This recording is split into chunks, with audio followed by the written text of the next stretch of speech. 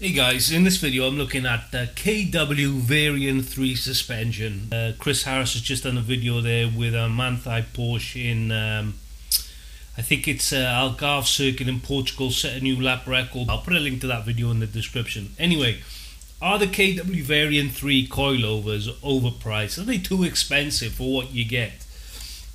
So let's have a look at what they are, and let's have a look also at what they're competing against. So looking at Balance Motorsport website here, we're looking at Volkswagen Golf R.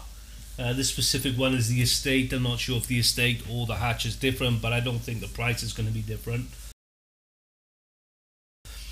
So we're looking at a regular price of €1,700, and I'm going to be comparing it to BC suspension. So this is BC's UK website, and we're looking at their BC ER model coilovers, and they're priced at £1,500.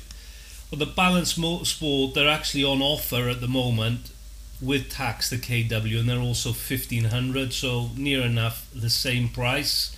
But let's assume that you can't get the discount from Balance Motorsports. Maybe it's a limited offer. So we'll look at the £1,700 price versus the BC 1500. So first of all, what is so fantastic about the KW Variant 3 coilovers? The KW Variant 3 is height adjustable, but the key thing is it's also dampen adjustable. And to cap it all, it's not bump and rebound together with the KW. You can actually adjust the rebound, i.e. how fast the shock absorber expands after you go over a bump. You can adjust that separately from the compression, low speed compression. That's fantastic. That is absolutely amazing. They also say they have twin valve technology, so you've got two different valves for high speed and low speed compression, bump. And they've also put two different valves for high speed and low speed rebound. Again, fantastic. Some killer features there. So those are the standout points. Let's have a look at the BC. Basically, the BC, we see here, it's got remote reservoir. So the remote reservoir, the theory is, under race conditions or extreme use, the increased volume of liquid in the damper makes it harder for the oil to increase in temperature, so you get more consistent performance. And also with the ER BC coilovers, you can adjust the bump and the rebound independently. But the BC is losing out because it doesn't have the high speed and low speed valving for rebound and bump in. The KW does not have top mounts, so I expect on most models you're going to be using the OE top mounts from the car. For a road car, I don't really see that as being a negative, because you do get quite a bit of comfort by using the car's original top mounts. Plus, the replacement cost for top mounts is a big difference in price. It's very cheap usually to replace the top mounts, original equipment top mounts, whereas the BC top mounts, if you ever did need to replace them, you could be looking at between 100 to 200 pounds per top mount.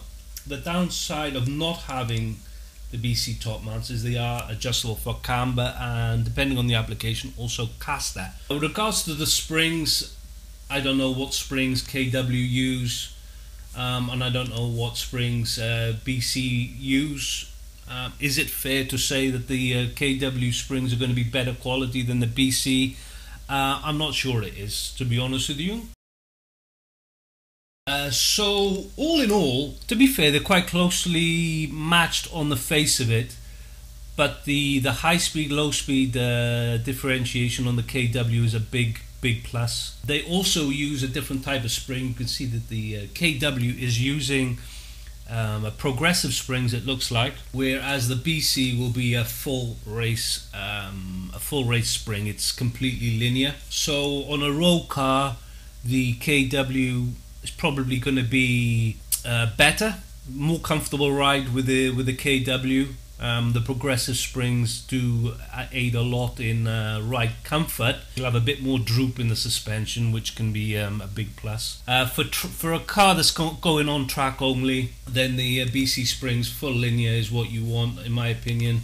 Like I said, for anything else, if the car's using the road at all, then a bit of progressivity in the spring is a bonus. With regards to height adjustment, the KW height adjustment is done through a spring seat here. So as you go in up or down on the ride height, you're also going to be altering the bump travel of the damper. If you go too low, you're going to have less bump travel. So if you go over a big bump, you're going to be potentially going into the bump stops, which is not ideal at all. The BC, on the other hand, the ride height is set independently of the bump, so it doesn't matter what ride height you set with the BC, the bump travel is not affected at all, so that's a plus. So even though the BC does give you a much more height adjustment, the argument can be is you can't really use all of that height adjustment anyway if you're focusing on performance, because there is a small window, relatively small window, where the suspension is at its best anyway, so you don't want to go far away from that. But if you just want to slam the car, then KW is not going to be probably suitable. You're going to be better off going with a BC. So by that, if you're going to be slamming the car, that's going to be more for looks than performance, and I'd say the KW is all about performance. So basically that's the comparison, very close together. Big differences really are top mounts, which have got pluses and minuses. Let's call it a draw on the top mounts. With regards to springs, let's call that a draw also. With a height adjustment, I want to call that a draw also, because another downside to having the adjustment with the bottom mount here, and that is that the unit will weigh a bit more. External reservoir, yeah, for motorsport use, the BC potentially is a better choice because there's more volume of fluid. Dampers themselves, they've both got independent bump and rebound, which is fantastic, so we'll call that a draw. But the big thing with the KW is that it's got dual valve dampers for high and low speed bump and compression, which is amazing. So a clear win on the damper technology for KW. So for a road car, for me, I think the clear winner is KW. Balance Motorsports are doing the kit for 1,500, at least for the Golf 7, 1,500 quid, 1,535 with the VAT, and the BC is 1,500 quid with the VAT. So almost the same price, but you've got, in my opinion, much better damping technology with a KW.